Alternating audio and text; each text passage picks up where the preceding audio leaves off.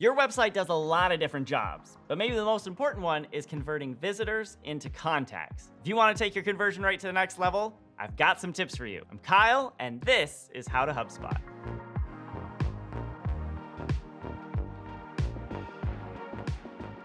There are a lot of different ways to approach conversion rate optimization, so today I'm going to give you a variety of options to choose from. We're going to cover home pages, landing pages, pop-ups, and page speed, and we'll finish by giving you some tips for measuring the progress you're making. Let's dive in. If you want to follow along, click the link in the description below. First, let's talk about your home page. Your home page is the most important page on your website. It's a lot of people's first impression of your company, and it'll be the entry point for a lot of new and returning visitors. You want to provide the information they're looking for and draw them into spending more time on your site. One example of a great homepage is Evernote. If you go to evernote.com, you'll land on this page here. Right at the top, we've got a value proposition and a big call to action. I can get started for free if I know that's what I want to do. But what if I'm not sure what Evernote is, or I'm not sure it's right for my needs? Let's scroll down and see if it helps answer some of my questions. So if I scroll down, right away I'm given all these cards that give me an idea of some of the things Evernote can be used to create. And down a little bit more, it tells me more features that I might be interested in. If I'm still not convinced that it's a good product, down here we get some social proof. Social proof is an incredibly powerful thing to share on your homepage. Now, you may not have been mentioned in some of the big name publications that Evernote has, but perhaps you have customer testimonials you can share, or maybe you have some statistics about how you have helped your customers. Providing this can give people more confidence in trying out your products. Another thing I really like about this page is this Start for Free button has been following me around as I've been scrolling. It's clear that that is the conversion point Evernote wants to send me to. On your homepage, make sure you have one clear action you want people to take so they can deepen their engagement with your company. So those are some of the things that makes Evernote's homepage a great example of how to optimize for conversions. If you want to build a homepage that's optimized for conversions, HubSpot has a whole marketplace of website templates you can get started with, no design experience required. Next up is landing pages. While converting visitors into customers is just one of many jobs your homepage has, your landing pages should be laser focused on conversion. Let's take a look at an example of a conversion optimized landing page. Here's a landing page on the Netflix website. Notice how simple this page is. There's a little bit of information about the value Netflix offers and how much it costs to get started, and all they ask for is an email address. Now, depending on the product you offer, you may need to collect more information than just an email address, but it's always a good idea to keep your forms as short as possible. The more information you ask for, the more people you're going to lose. So ask for just the minimal information you need, provide a little bit of information so people know what they're signing up for, and make it as simple as possible for people to take the action you want them to take. Now let's talk about pop-ups. Pop-ups got a bad rap in the early days of the internet because they were obtrusive, obnoxious, and literally everywhere. But the truth is, a well-placed pop-up can drive a lot of conversions. And HubSpot has a great CTAs tool that can help you with that. Let's take a look. This is the CTAs tool inside HubSpot. It's under Marketing and CTAs. To create a new CTA, we'll just come up to the top right corner and click Create. HubSpot has a big template library with a bunch of CTAs to help you get started.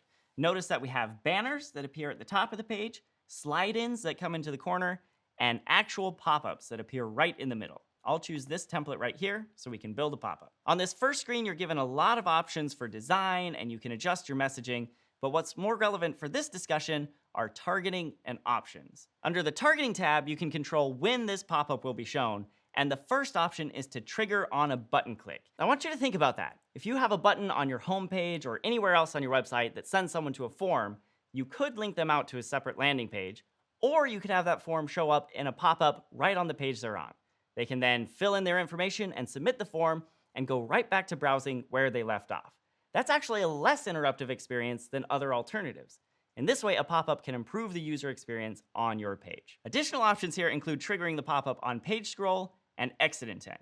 For page scroll, if you toggle this on, you select a percentage, and when they get that far down on the page, the pop-up will appear. If you trigger on exit intent, the pop-up will appear when they leave the page. So if you've ever been on a web page and you moved your mouse to hit the back button and a pop-up appeared, that's exit intent. You can also trigger the pop-up after they've been on the page a certain number of seconds, or after they've been inactive a certain number of seconds. So if they've fallen asleep, you can wake them up with a pop-up. The next set of options are for where this pop-up will be shown. Do you want it to show on every page of your website or just certain ones? You can get really strategic about that. Additionally, because HubSpot is one big interconnected system built on top of CRM data, you can filter contacts based on what's stored in your CRM to determine whether or not they should see the pop-up. And finally, you can choose how often this pop-up will be shown. If you've already shown the pop-up to someone once, you might not want to bother them with it again, so you can delay it for a certain number of minutes, days, weeks, months, or even years. In the Options tab, you can turn off this pop-up for small screen sizes. Don't forget about your mobile visitors. Everybody's on their phones, and if you have a big pop-up on a small screen, that's a bad experience. As you think about conversion rate optimization, optimize your website for mobile so you don't lose those visitors. Don't let these options overwhelm you. Remember, the more intentional you are about when and where your pop-ups appear, the better they're likely to perform. So put some thought into your conversion strategy and build a pop-up that reflects it.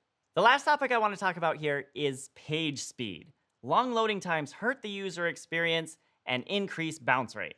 And Google penalizes slow loading web pages, so even if people are willing to wait around for your pages to load, you'll be getting less traffic in the first place. We don't know yet if page speed affects AI-powered search engines like ChatGPT or Perplexity, but if those sites are sending people to your web pages, and if those pages are taking a long time to load, it's likely people will bounce and go somewhere else. Page speed is a much more technical topic than the ones we've talked about so far. So if you have someone dedicated to the technical aspects of your website, you should bring this up with them. But regardless of how technical you are, there are things you can do to improve your loading times.